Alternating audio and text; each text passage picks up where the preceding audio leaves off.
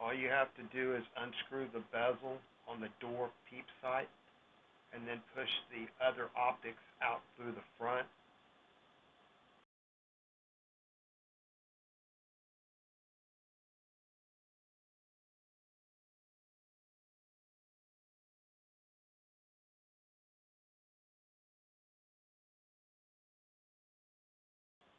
I will leave a parts list in the description.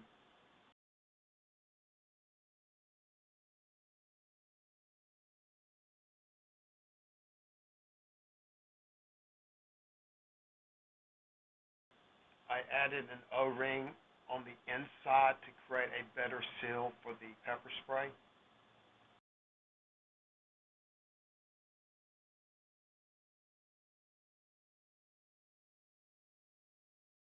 The top Peep side is to align your target.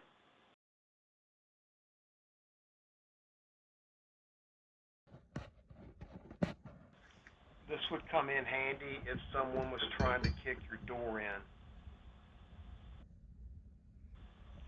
I will leave a video link below on how to make the pepper spray device.